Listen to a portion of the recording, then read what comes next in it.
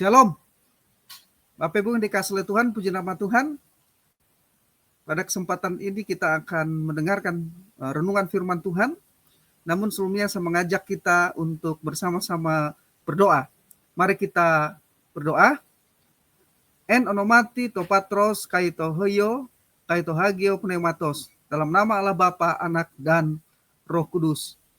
Bapa di surga, terima kasih untuk kasih kemurahan, kebaikan, dan kesetiaan-Mu yang menjaga, memelihara, melindungi perjalanan hidup kami sampai hari ini kami ada sebagaimana kami ada.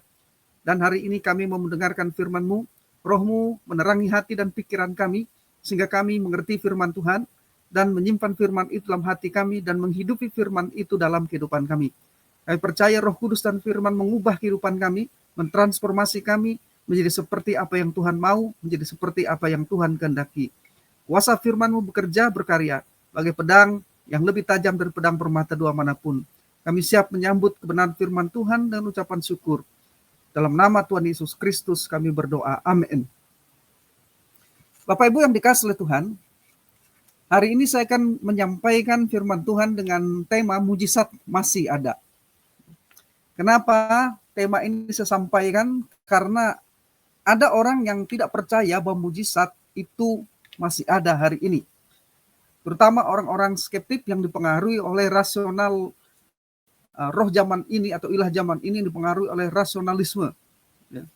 Menganggap bahwa Alkitab tidak memiliki otoritas final atau mutlak dalam kehidupan orang percaya. Pengaruh rasionalisme membuat orang tidak percaya lagi hal bersifat mujizat. Kebenaran yang mutlak menjadi kebenaran yang sifatnya relatif, dengan menganggap bahwa kebenaran standarnya adalah apa yang saya anggap benar, itulah yang benar. Salah satunya tidak mempercayai bahwa Allah masih melakukan mujizat hari ini dan mujizat masih ada. Bapak Ibu yang dikasihi oleh Tuhan, mujizat bukan sekedar fenomena supranatural yang menimbulkan decak kagum, melainkan tanda kehadiran Allah yang hidup dan bekerja dalam sejarah manusia. Jadi mujizat adalah tanda Allah hadir, Allah yang hidup, Allah yang benar, Allah yang Maha Kuasa itu bekerja di dalam sejarah manusia. Kalau kita melihat dalam Alkitab, di zaman Alkitab hingga hari ini, mujizat senantiasa menjadi saksi nyata bahwa Allah itu tidak terikat batasan waktu. Karena dia Allah yang transenden, namun dia juga bekerja di dalam sejarah manusia, ya, karena dia adalah Allah yang imanen. Ia hadir secara dinamis di masa lalu, masa kini, dan masa depan di dalam sejarah manusia. Karena itu, pembahasan mengenai mujizat masih ada, itu bukan sekedar wacana teologikal akademikal, bukan. Melainkan merupakan realitas iman yang menuntut respon dari kita sebagai orang percaya. Nah, ini yang menjadi bahasan kita hari ini. Karena itu kita akan menjawab beberapa pertanyaan, khususnya pertanyaan apakah mujizat itu, dan mengapa kita percaya mujizat masih ada, dan yang ketiga, yang terakhir, bagaimana atau dapatkah saya mengalami mujizat? Jadi 3 pertanyaan ini yang kita jawab hari ini. Apakah mujizat itu? Mengapa kita percaya mujizat masih ada? Dan dapatkah saya mengalami mujizat hari ini? Kita mulai yang pertama, apakah mujizat itu? Secara teologikal, mujizat adalah tindakan Allah yang melampaui hukum-hukum alamiah untuk menyatakan kuasa, kasih, dan maksudnya dalam sejarah manusia. Ya. Jadi tindakan Allah yang melampaui hukum-hukum alam untuk menyatakan kuasa, kasih, dan maksudnya di dalam sejarah manusia. Dengan demikian mujizat tidak dapat dilepaskan dari dimensi pewahyuan atau pernyataan Allah. Mujizat bukan sekedar sesuatu atau peristiwa yang luar biasa. Melainkan sekali lagi seperti saya katakan depan, penanda kehadiran dan kuasa Allah di dalam sejarah umat manusia.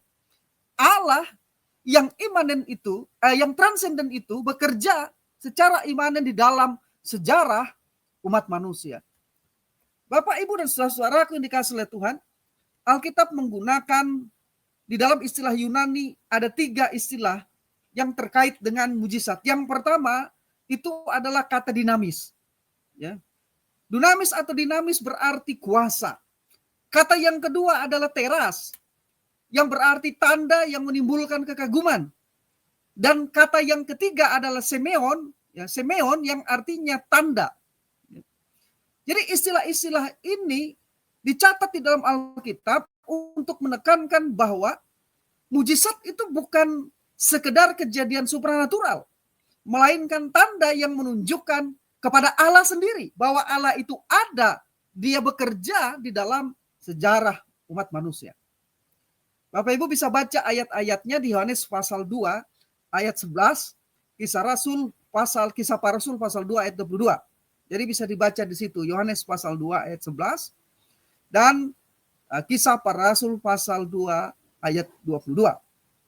Saya akan mengutip pernyataan seorang profesor riset teologi dan etika di Phoenix Seminary, Arizona. Ya. Profesor Wayne A. Grudem. Ya.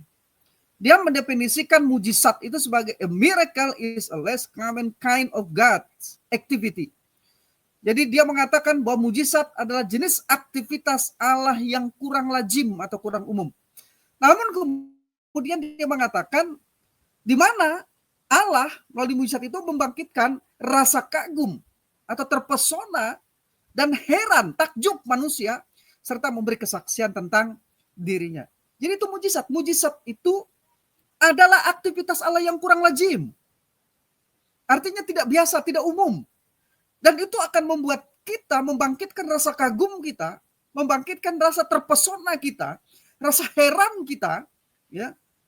Dan ini akan menjadi satu kesaksian tentang diri Allah sendiri. Jadi itu pemahaman atau definisi mujizat dari Profesor Grudem. Ya. Dalam bukunya Systematic Theology and Introduction to Biblical Doctrine. Ya. Buku ini bestseller.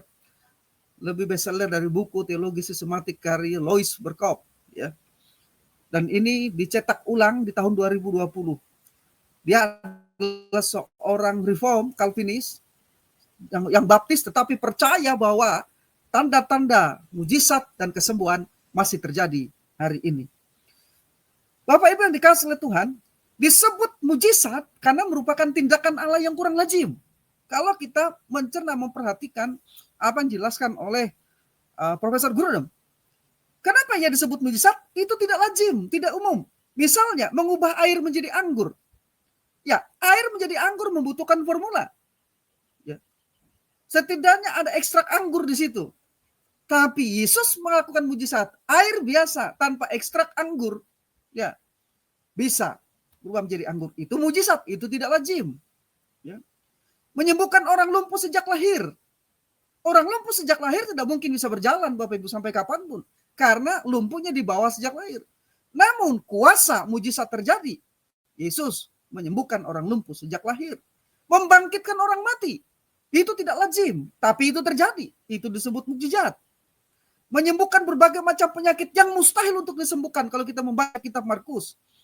Itu sesuatu yang tidak lazim, tidak umum. Itu disebut sebagai mujizat. Ya. Kadang-kadang orang salah menggunakan mujizat, kurang tepat maksud saya ketika melihat matahari terbit dan terbenam, dia bilang amazing. Miracle, dia bilang mujizat. Ya, itu adalah memang itu diatur, ditopang oleh Tuhan melalui hukum-hukum alam. Dia sudah tetapkan demikian. Tapi yang kita sebut dengan mujizat bukan itu. Karena setiap hari kita melihat itu. Kelahiran seorang bayi dari rahim seorang perempuan juga kadang disebut orang mujizat. Tapi mujizat yang kita bicarakan bukan itu. Ya. Bapak Ibu yang dikasihi oleh Tuhan, kita melihat pelangi yang indah sehabis hujan. Lalu kita bilang amazing.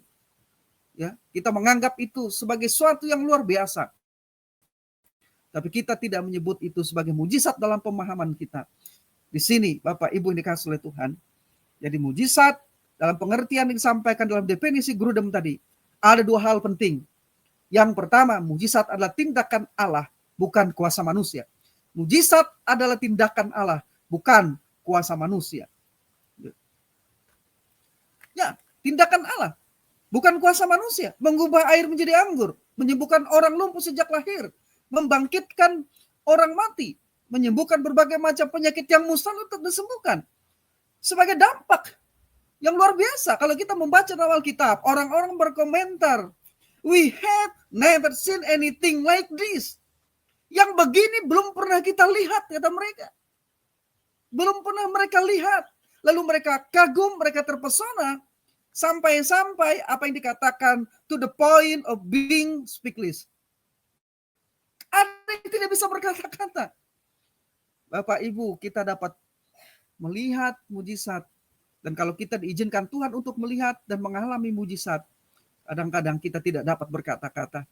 Kita bersuka cita, kadang meneteskan air mata. Karena rasa syukur kita, kagum kita kepadanya. Oh, Tuhan masih ada. Tuhan Maha Kuasa. Kembali ke definisi Grudem tadi. Dia menekankan dua hal ketika dia berkata mujizat adalah jenis aktivitas Allah yang umum, kurang lazim. Yang kurang lazim maksudnya, kurang umum. Di mana ia membangkitkan rasa kagum, terpesona, dan heran takjub manusia serta memberikan kesaksian tentang dirinya. Jadi yang pertama, Grudem menekankan mujizat adalah tindakan Allah, bukan sama manusia. Dan ini memang dinyatakan Alkitab demikian. Manusia hanya sebagai instrumen, manusia hanya sebagai alat, ya, dipakai Tuhan untuk menyatakan mujizatnya. Yang kedua, yang menjadi penekanan Grudem adalah tujuannya adalah membangkitkan kekaguman yang penuh hormat dan memberi kesaksian tentang Allah.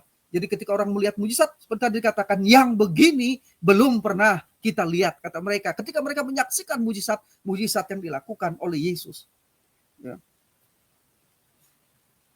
Bapak Ibu yang dikasihi oleh Tuhan, jadi itu jawaban atas pertanyaan apa itu mujizat. Mujizat adalah jenis aktivitas Allah yang kurang umum, di mana ia membangkitkan rasa kagum dan heran manusia, serta memberi kesaksian tentang dirinya bahwa dia ada. Dia Allah yang hidup, Allah yang benar, Allah yang Maha Kuasa. Satu-satunya Allah yang layak dipuji dan disembah. Sekarang kita akan menjawab pertanyaan yang kedua, Bapak Ibu. Mengapa kita percaya mujizat masih ada? Kalau tadi saya menjelaskan definisi, ya. Walaupun definisi itu saya kutip dari Grudem, tentu saja Profesor Grudem mengambilnya dari Alkitab. Ya, berdasarkan kata-kata Yunani tadi dia mendefinisikan mujizat, ya, dan padanannya dalam kata-kata Ibrani. Sekarang jawaban atas pertanyaan mengapa kita percaya mujizat. Ada banyak alasan teologikal manusia atau kita untuk memberikan argumen, ya, mengapa mujizat masih ada. Namun saya hanya memberi 3 alasan hari ini. Ya, 3 alasan mengapa kita percaya mujizat masih ada. Dan 3 alasan ini Bapak Ibu sangat dasar sekali dan sangat-sangat fundamental sekali. Karena itu saya berharap Bapak Ibu memperhatikan penjelasan yang sebaik-baiknya. Yang pertama, dasar biblikalnya. Yang kedua, dasar teologikalnya. Dan yang ketiga, dasar historikal, empirikalnya. Ya, ini yang akan menjadi 3 alasan yang saya sampaikan hari ini. Kita mulai yang pertama. Mengapa kita percaya mujizat? Dasar biblikalnya. Yang pertama, Alkitab menegaskan bahwa Jesus Christ is the same yesterday and today and forever. New International Version. Yang berarti Yesus Kristus adalah sama. Dahulu, sekarang, dan selama-lamanya. Jadi kalau dalam terjemahan baru, ya, Yesus Kristus tetap sama. Tapi dalam New International Version, Yesus Kristus adalah sama. Dahulu, sekarang, dan selama-lamanya. Ibrani 13 ayat 8. Terjemahan ini menegaskan imutabilitas Kristus, yaitu ketidakberubahannya. Yesus Kristus adalah sama, artinya dia tidak berubah. Jadi ayat ini menegaskan imutabilitas dari Yesus Kristus, bahwa ia konsisten dalam identitasnya. Ia adalah sama dalam identitasnya. Ia adalah sama dalam kuasanya. Dan ia adalah sama di dalam karyanya. Ia tidak berubah. Tidak berubah dulu, hari ini, dan sampai selama-lamanya. Dia tetap sama. Artinya apa? Jika Yesus menyembuhkan, jika Yesus membebaskan, jika Yesus melakukan mujizat di dalam pelayanannya di masa lalu, maka kita tidak punya alasan untuk mengatakan bahwa kuasanya berhenti setelah zaman para rasul atau zaman apostolik. Karena ada pandangan yang mengatakan Tuhan tidak lagi melakukan mujizat setelah para rasul meninggal.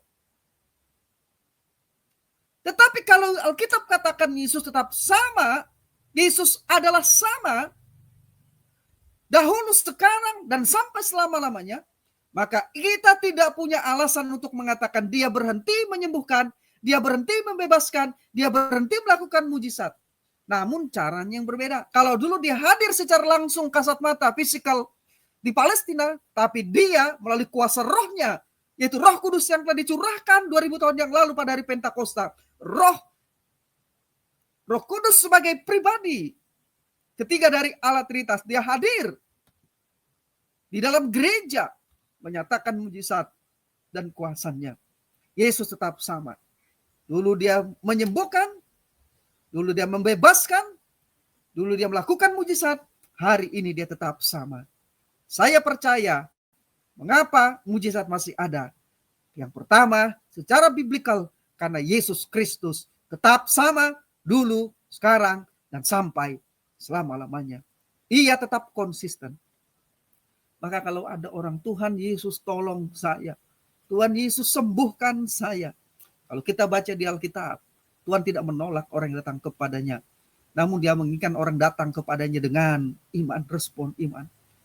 Dia berkata kepada perempuan pendarahan itu, imanmu menyelamatkan engkau. Karena perempuan itu asalku jamah saja jubahnya ke dalam hatinya. Dia percaya dalam hati. Lalu kemudian dia bertindak di tengah kerumunan orang banyak. Sesuai dengan kepercayaannya menjamah jubah Yesus. Seketika kuasa mengalir dari tubuh Yesus ke tubuh wanita ini. Dan seketika disembuhkan. Apa yang Yesus katakan? Hai anakku, imanmu menyelamatkan engkau. Pulanglah. Sebab engkau sudah disembuhkan. Ya. Kalau dulu dia menyembuhkan, kuasanya tetap sama. Tidak ada alasan bagi kita untuk menolak bahwa dia masih melakukan mujizat hari ini. Karena dia tetap sama. Identitasnya, kuasanya, dan karyanya. Jadi itu yang pertama. Pelayanan mujizat yang dikerjakan Yesus tidak berhenti hanya di masa lalu sampai pada zaman rasul-rasul. Artinya mujizat masih ada hari ini. Jesus Christ is Lord over miracle. Ya, Lord over all impossibilities. Yesus Kristus adalah Tuhan atas mujizat. Tuhan atas segala kemustahilan. Bagi Tuhan tak ada yang mustahil. Bagi Tuhan tak ada yang tak mungkin. Mujizatnya disediakan bagiku, ku diangkat dan dipulihkannya. Ya, kita percaya bahwa Yesus Kristus adalah Tuhan atas mujizat. Jesus Christ is Lord over miracles. Dia adalah Tuhan atas segala kemustahilan. Yang bagi kita mustahil, bagi Tuhan tidak ada yang mustahil. Kita hanya perlu percaya, maka mujizat dapat terjadi dalam hidup kita. Menurut kehendaknya, kedaulatannya. Ya. Tapi jangan pernah berhenti percaya bahwa mujizat masih ada. Walau hari ini kita belum mengalami. Ya. Karena semua mujizat itu adalah sesuatu yang tidak lazim, tidak umum. Menurut kehendak Tuhan yang berdaulat. Dalam kitab Korintus, roh bekerja menurut kehendak yang berdaulat, dikatakan. Jadi bukan menurut kehendak manusia. Ingat definisi depan tadi, mujizat terjadi karena kuasa Tuhan, bukan kuasa manusia. Jadi menurut kuasa Tuhan. Ya. Saya dulu waktu pertama-tama dipanggil di dalam pelayanan pekerjaan Tuhan, Bapak Ibu, saya mendoakan orang sakit yang buta. Benar, kami saksikan sendiri. Dan masih ada saksi, termasuk istri saya sebelum saya menikah. Ya, dia juga menyaksikan bagaimana Tuhan bekerja, menyembuhkan banyak orang. Ada yang buta, dapat melihat. Ada orang dikuasai oleh roh. Karena di pedalaman Kalimantan masih berbau mistik. Ya, kuasa magicalnya masih kuat sekali. Ya. Namun mereka mengalami kelepasan dan pemulihan. Ya, ada yang jatuh dari pohon, patah kakinya saat kami melakukan kebaktian KKR di pedalaman, di pedesaan. Ya. Diantar Kami doakan. Anak itu setelah selesai kami ibadah, Bapak Ibu, itu sudah bisa berlari ke sana kemari. Itu mujizat Tuhan. Dan banyak orang memberi dirinya untuk diselamatkan, kami alami. Tapi waktu itu, tahun-tahun 90-an itu, saya dianggap seperti seorang dukun. Orang datang, karena Tuhan kasih penglihatan dan sebagainya. Ya, orang datang, Bapak melihat apalah? Saya bukan dukun. Bapak bisa disembuhkan itu. Oh, saya bukan seperti itu. Ya, jadi saya sedih, hati saya sedih sekali. Karena orang menganggap bahwa itu dari saya, dari manusia. Itu bukan demikian, Bapak. Itu adalah karya Tuhan. Bukan dari manusia. Ya, definisi mujizat yang disampaikan oleh Profesor Gurudem itu sangat alkitabiah sekali. Ya, penekanan adalah itu adalah kuasa Tuhan, dan yang kedua, membuat kita kagum dan menarik diri kita kepadanya. Ya, supaya kita lebih lagi dekat dan mengenal Dia. Itu maksud dari mujizat. Ya. Bapak Ibu yang dikasih oleh Tuhan, akhirnya saya menolak orang-orang lagi untuk datang, itu juga sebenarnya tidak tepat. 15 tahun saya belajar teologi, karena serangan hebat waktu itu pelayanan karismatik itu diserang. Ya, karena dianggap kuasa setan dari perdukunan dan lain sebagainya. Ya, dari orang-orang Kristen juga yang tidak menerima waktu itu. Saya mohon maaf, itu di era tahun 90-an memang. Ya, pelayanan karismatik di Indonesia sangat diserang pada waktu itu karena dianggap fenomenal ya dan sebagainya. Akhirnya saya memutuskan untuk belajar teologi S1, S2 sampai tingkat S3 hanya untuk menunjukkan bahwa membuktikan, menggali isi Alkitab bahwa Allah masih ada dan mujizat masih ada hari ini. Buku saya terbit tahun 2014 pertama kali, Apologetika Karismatik. Karismatik yang kenal dan ku yakini. Kemudian direvisi di tahun 2020. Tebalnya sekitar 500 halaman. Dan itu menjelaskan bahwa mujizat masih ada. Kesembuhan masih ada. Karunia-karunia seperti bahasa roh memang masih ada. Hanya kita perlu menggunakannya dengan cara yang bijaksana, sesuai dengan tuntunan Roh Kudus dan hikmat dari Tuhan. Saya percaya mujizat masih ada karena saya menyelidiki di dalam Alkitab. Dan yang kedua, saya percaya mujizat masih ada karena saya mengalami. Saya pernah patah kaki umur 5 tahun atau 6 tahun ditabrak sepeda waktu saya sekolah minggu, menjemput teman-teman sekolah minggu bawa ke gereja. Ditabrak dengan sepeda ontel. Kaki saya patah, Bapak Ibu. Lalu saya dibawa ke gereja oleh papa saya. 5 menit lagi ibadah dimulai. Hati papa saya dan mama saya menangis. Papa saya tidak menangis, tapi hatinya sedih. Ada pilihan yang harus dia pilih. Saya akan meninggalkan gereja dan membawa anak saya ke rumah sakit, atau saya tetap ada di sini untuk memulai ibadah ini. Papa saya imannya sangat bagus yang diwariskan kepada kami. Dia katakan, Tuhan, aku memilih untuk melayani Engkau dan menyerahkan anakku ini kepadamu. Itu diceritakan papa saya. Karena saya hanya bisa mengingat sebagian. Umur saya 5 atau 6 tahun waktu itu. Tapi saya ingat betul, saya ditabrak sepeda memang. Bapak Ibu, waktu itu ada beberapa pendeta. Papa saya mengikat kaki saya dengan sapu tangan. Dikasih minyak angin waktu itu. Lalu diletakkan di altar. Mama saya memegang saya menangis. Ya. Tapi setelah ibadah itu, Bapak Ibu, sekitar 2 jam ibadah itu, kapan terjadinya? Kaki saya yang patah itu sehat, sama sekali tidak ada patahnya. Itu membangkitkan rasa kekaguman yang luar biasa. Kalau saya menceritakan ini, Bapak Ibu, air mata saya sebenarnya mau menetes. Kenapa? Karena saya ingat kebaikan Tuhan dari saya. Sejak kecil pun Dia menyatakan mujizat dalam kehidupan saya. Saya juga di umur-umur yang sama itu terminum racun endrin, karena kami tinggal di daerah yang memang agak kumuh waktu itu. Dan ada racun endrin dalam kaleng yang dibuang. Waktu itu banjir, saya main itu tanpa tidak terasa waktu kecil itu. Saya terminum racun dari endrin itu. Malamnya badan sudah pori-pori, badan sudah biru, tidak sadarkan diri. Ya, waktu itu ada mantri dari Angkatan Darat memberitahu bahwa ini kalau dibawa ke rumah sakit pun akan meninggal. Bapak saya bilang, kalau dibawa ke rumah sakit meninggal, mari kita serahkan kepada Tuhan. Bapak saya, kami punya 9 saudara. 8 saudara saya dipanggil oleh papa saya. Semua kumpul kita bersama dengan mama. Tanya anak yang pertama, percaya mujizat masih ada? Percaya bahwa ini tidak akan racun, ini tidak akan bawa kematian? Ditanya semua anak oleh papa. Ya, dari yang pertama sampai yang terakhir. Saya sudah tidak sadar lagi waktu itu. Ini saya ingat saya dan dari cerita papa saya. Ya. Apa yang saya alami. Ya, akhirnya setelah percaya didoakan, saya memang tetap dibawa ke rumah sakit. Namun dokter mantri yang mengatakan bahwa saya akan mati juga di jalan karena sudah dari pori-pori itu sudah keluar seperti bintik-bintik darah seperti keracunan yang luar biasa seperti itu. Ya sudah keluar busa juga dari mulut. Bapak Ibu, saya masih hidup hari ini. Namun akibat dari itu paru-paru saya rusak. Saya mengalami asma selama bertahun-tahun. Sampai saya melahirkan, istri saya melahirkan atau saya punya anak pertama umur 2 sampai umur 2 tahun saya masih merasakan sakit. Namun sakit asma itu datang-datang Bapak Ibu. Kami tetap mendoakan orang sakit liver disembuhkan, ya. Orang dengan berbagai masalah. Kami mendoakan satu orang mandul, orang itu sekarang punya anak datang ke rumah dan cerita. Saya pernah menubuatkan seorang pester di salah satu sinode besar. Dia waktu dia datang minta didoakan, bulan tahun belum punya anak. Saya mendapat penglihatan bahwa dia akan melahirkan anak perempuan dan rambut anak itu dikepang 2. Beberapa tahun kemudian 3 bulan atau 2 bulan yang lalu ketemu dengan istri saya. Itu Pak Samuel ya. Dia nggak tahu kalau saya itu adalah yang diajak dia ngomong itu adalah Samuel itu adalah suami dari istri saya itu gitu ya. Itu dulu katanya, Pak Samuel itu yang mendoakan kami. Sekarang kami sudah punya anak perempuan. Kalau nggak cerita kami nggak tahu. Tak kami hanya mendoakan.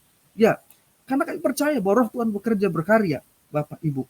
Ya, singkat cerita, banyak orang kami doakan tapi sembuh. Tapi kami sering mengalami asma. Suatu malam saya berdoa jam 12 malam sampai jam 2 pagi dini hari. Malam itu Tuhan bicara kepada saya begini. Jika aku sudah menyembuhkan, aku menyembuhkan secara total, sempurna. Saya menangis meneteskan air mata saya. Ampuni aku Tuhan yang tidak percaya. Mulai malam itu saya percaya. Tuhan sudah menyembuhkan paru-paru saya yang bolong, yang rusak ini. Ya.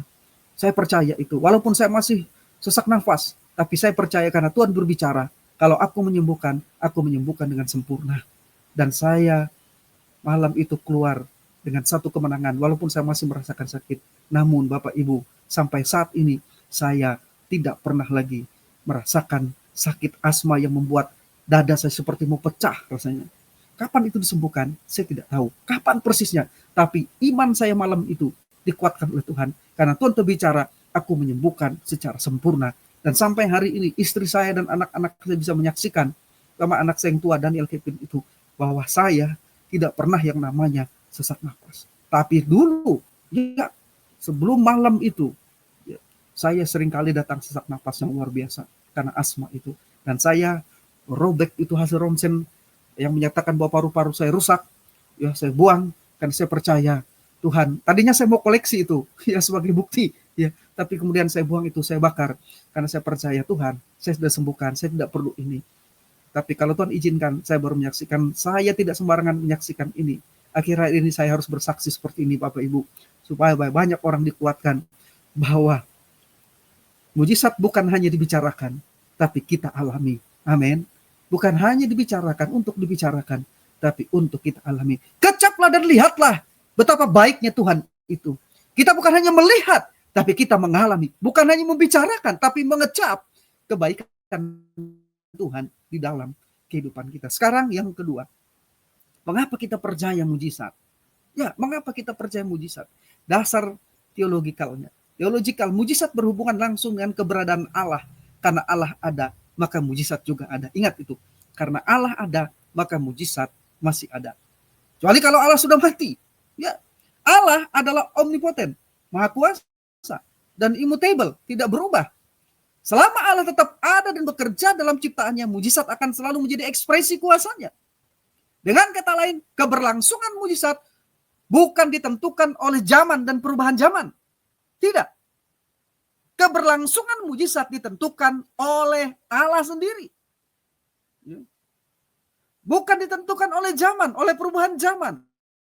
Oleh keberadaan Allah yang kekal, yang selalu hadir omnipresent dalam dunia.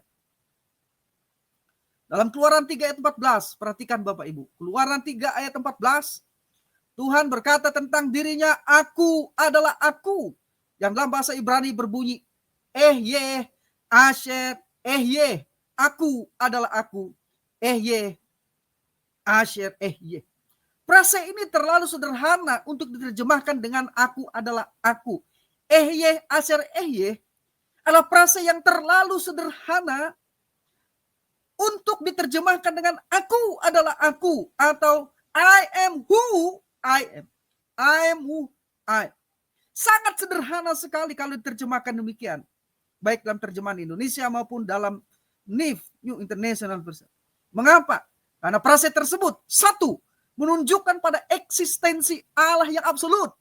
Tidak berubah, tidak bergantung pada apapun di luar dirinya, serta kehadirannya yang aktif dan dinamikal. Yang kedua, secara gramatikal, kata ehye, kata Ibrani ehye, adalah bentuk imperfect dari kata kerja Ibrani hayah yang bermakna present. Aku adalah bentuk waktu sekarang dan bentuk waktu yang akan datang. Aku akan menjadi atau aku akan ada. Jadi bentuk present dan bentuk waktu yang akan datang. Jadi ketika Tuhan berkata aku adalah aku, ya, kata imperfect hayah, ya, bentuk ini tidak statis seperti dalam bahasa Indonesia dan Inggris, tetapi dinamik, mencakup kehadiran Allah sekarang dan keberadaan yang berlanjut di masa depan. Artinya Allah tidak sekedar pernah ada atau akan ada, tetapi Ia senantiasa ada. Ya, Ia tidak terikat waktu. Sehingga present tense di sini mewakili kekekalan Allah di luar dimensi waktu. Bagi Allah, kemarin, hari ini, dan besok itu selalu present. Ya, karena Dia tidak terikat oleh waktu. Dia berada di luar dimensi waktu, tapi Dia bekerja di dalam sejarah manusia, di dalam dimensi waktu, di dalam sejarah manusia, tapi Dia tidak terikat oleh itu. Allah selalu ada dan akan selalu ada. Dengan demikian, ya, nama Allah perjanjian itu secara literal dapat diartikan demikian. Ehye aser ehye itu dapat diterjemahkan demikian. Aku akan ada sebagaimana aku akan ada, atau aku adalah Dia yang ada dan akan selalu ada. Ya, karena Allah itu aku adalah aku yang akan selalu ada, tidak pernah di mana Dia tidak ada, tidak pernah. Maka kuasanya tidak dibatasi oleh hukum alam ataupun sejarah. Ia selalu ada di dalam sejarah manusia. Ya, makanya kita harus memperhatikan ini. Ketika Dia berkata, aku adalah aku. Dia adalah Allah yang selalu ada dan tidak pernah di mana Dia tidak ada di dalam sejarah dan waktu manusia. Menarik untuk diperhatikan ketika Yesus dalam Yohanes 8 ayat 58 berkata, sebelum Abraham jadi, aku ada. Ego eimi. Ya, kata Yunani ego eimi itu secara langsung merujuk pada identitas ilahi Yahweh dalam Keluaran 3 ayat 14 tadi. Ehye aser ehye. Jadi Yesus, Dia adalah Allah itu sendiri, Yahweh. Pribadi kedua dari Trinitas berinkarnasi. Dia melakukan mujizatnya sama seperti ketika Dia melakukan mujizat melalui Musa dan dinyatakan di dalam bangsa Israel waktu itu. Jadi dasar teologikal, mengapa kita percaya mujizat yang kedua? Karena itu berkaitan dengan diri Allah sendiri. Ya, Allah yang omnipoten, maha kuasa, Allah yang immutable, tidak berubah, dan Allah yang omnipresent, maha hadir. Dan Dia hadir di dalam sejarah manusia. Jadi ketika kita percaya mujizat masih ada, itu karena kita percaya Allah selalu ada. Dan yang ketiga, mengapa kita percaya mujizat ada, Bapak Ibu? Kita lihat dasar historical empirical. Sejarah gereja menunjukkan kesaksian yang berkelanjutan tentang mujizat, mulai dari bapak-bapak gereja awal, tradisi karismatik, dan sepanjang zaman. Dalam buku saya, Apologetika Karismatik, saya menjelaskan karismatik dalam lintasan sejarah. Ya, bagaimana karunia itu masih bekerja, ya, di dalam sejarah, ya, dari zaman Yesus, para rasul, sampai kepada sekarang. Mujizat itu dinyatakan di dalam pengalaman empirical manusia dan ada di dalam sejarah manusia. Ya, Hal ini menunjukkan bahwa mujizat bukan fenomena yang sudah punah, tetapi terus ada sebagai bagian dari karya Allah sendiri melalui rohnya atau karya Roh Kudus di dalam gereja. Dalam kerangka teologi yang saya yakini Injili dispensasional karismatik, ya memang ada perbedaan peranan mujizat dalam setiap periode pernyataan Allah. Tetapi kehadiran Roh Kudus dalam era gereja atau era kasih karunia ini memastikan bahwa kuasa mujizat tetap relevan bagi umat hari ini. Mengapa saya percaya mujizat? Karena mujizat adalah karya Allah sendiri yang Dia ada dan selalu ada. Ya, dan ini masih relevan. Sekarang kita akan menjawab pertanyaan yang 3. Dapatkah saya mengalami mujizatnya saat ini? Dapatkah saya mengalami mujizatnya saat ini? Ya, sangat mungkin. Ada beberapa cara mujizat dinyatakan dalam kehidupan orang percaya hari ini. Tapi saya kasih 3 cara. Ada banyak di dalam Alkitab. Di buku saya Apologetika Karismatik paling sedikit ada 9 cara bagaimana Allah menyatakan mujizatnya. Namun saya akan bagikan 3. Yang pertama melalui doa dan iman. Yesus mengajarkan pentingnya iman, pisteo, ya, dalam menerima jawaban doa kita. Markus 11 ayat 24. Ya, iman sangat berperan sekali. Makanya waktu saya cerita tadi, malam itu, ya, itu lebih dari 20 tahun yang lalu, karena usia anak saya sekarang sudah 27 atau 28. Ya, itu berarti sekitar 25 tahun yang lalu. Ketika Tuhan bicara kepada saya, jika aku telah menyembuhkan, aku menyembuhkan engkau asmamu itu dengan sempurna, total. Saya hanya perlu percaya. Bapak Ibu, faktanya saya memang sakit. Saya mengajar kepada jemaat. Kita tidak dapat menolak fakta. Ya, ada orang yang kena kanker, cancer, ada orang yang kena tumor, ya, ada orang stroke dan sebagainya. Itulah fakta-fakta. Dan kita dapat menolaknya. Tapi kebenaran berbicara, oleh bilur-bilurnya kamu sudah disembuhkan. Ya, kita hanya bisa memilih.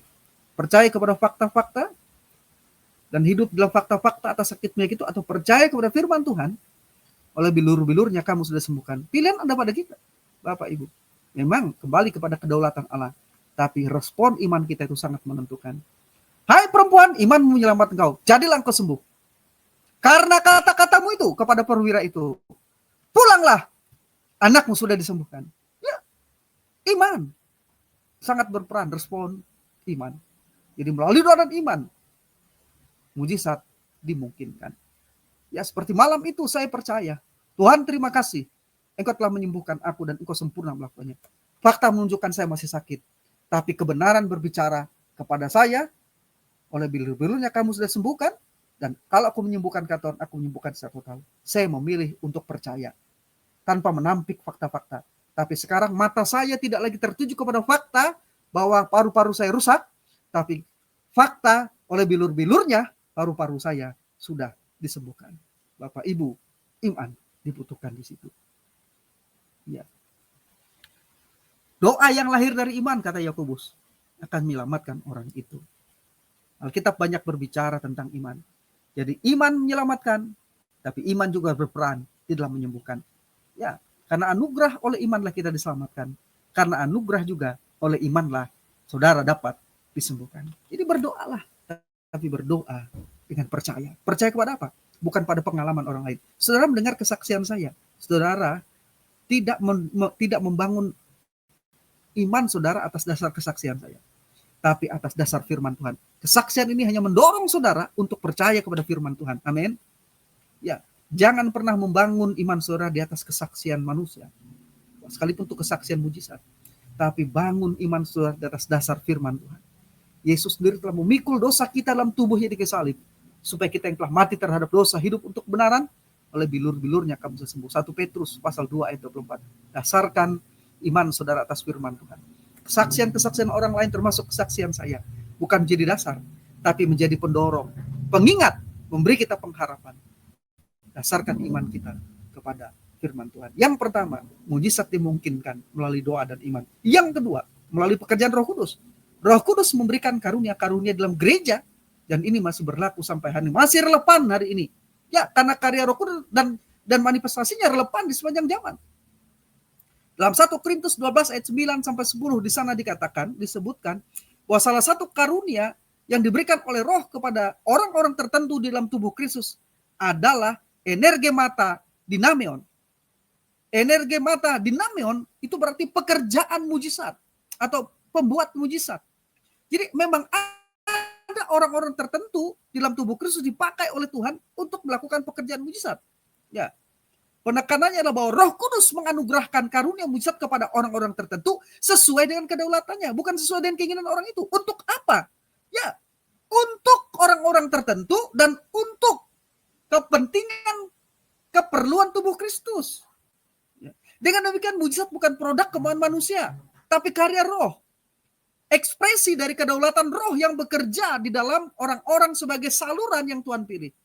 Saya mengingatkan kepada hamba-hamba Tuhan dan orang-orang yang dipakai Tuhan dalam pelayanan mujizat dan kesembuhan. Ingat, kamu hanya instrumen, kamu sebagai alat. Jangan pernah menganggap kamu hebat, kamu yang punya kuasa.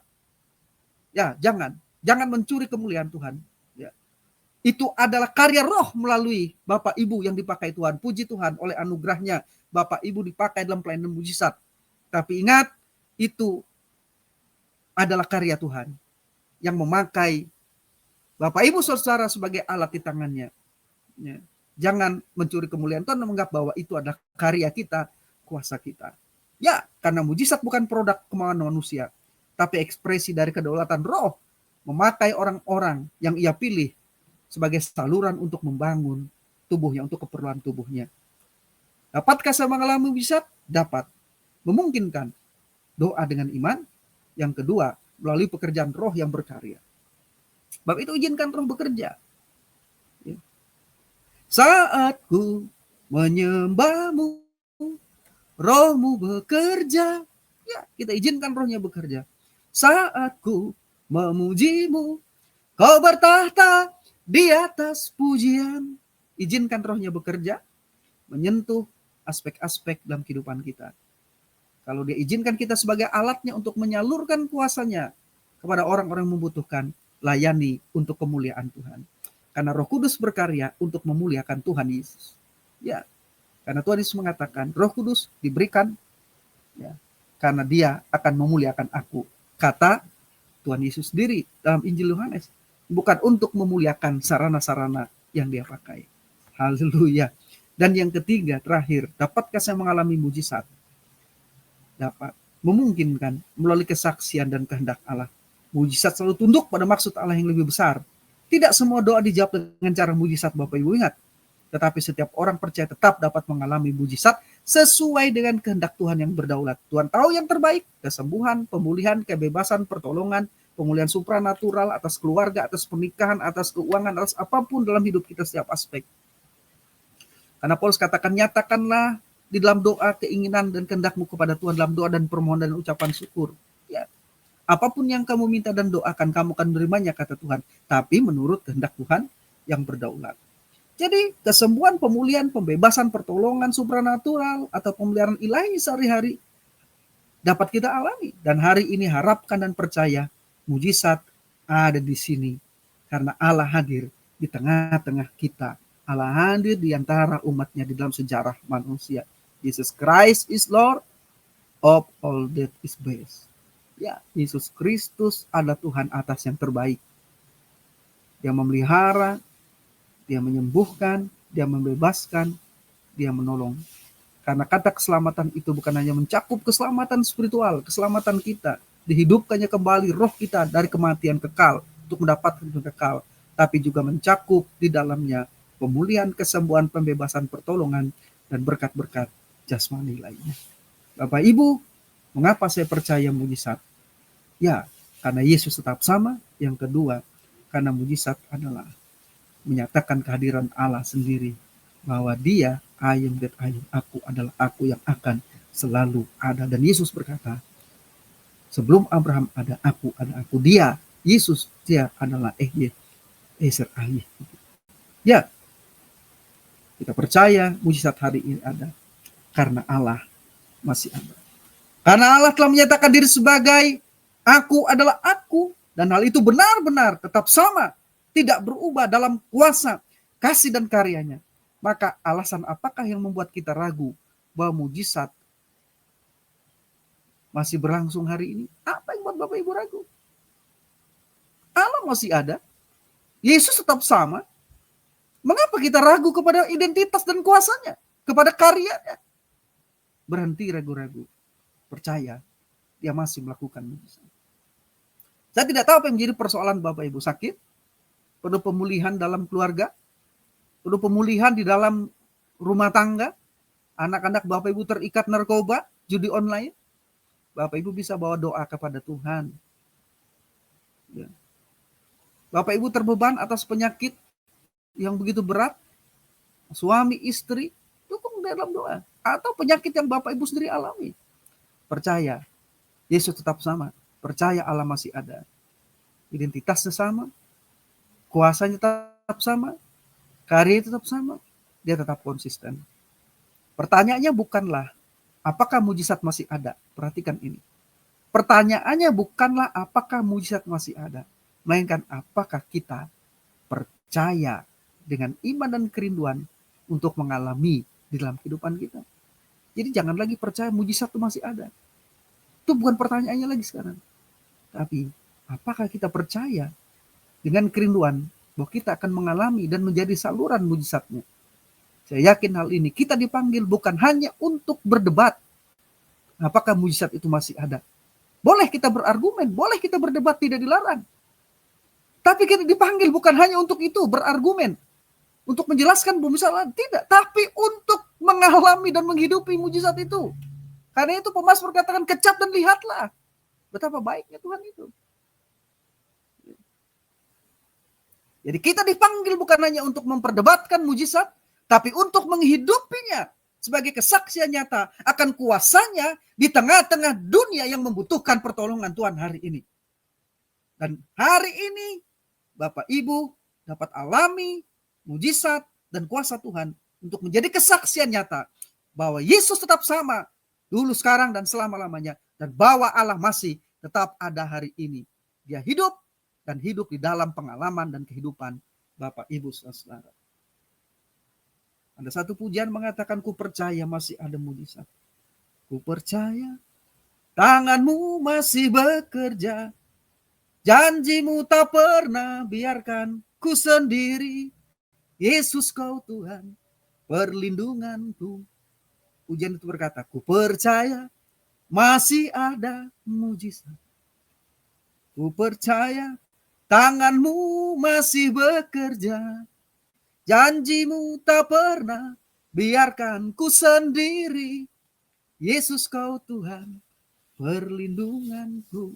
Mujizat masih ada karena Allah masih ada. Dan Yesus Kristus Tuhan kita tetap sama. Dan Roh Kudus masih memanifestasikan dirinya relevan di zaman dulu juga sampai saat ini. Bapak Ibu, itu yang bisa saya bagikan.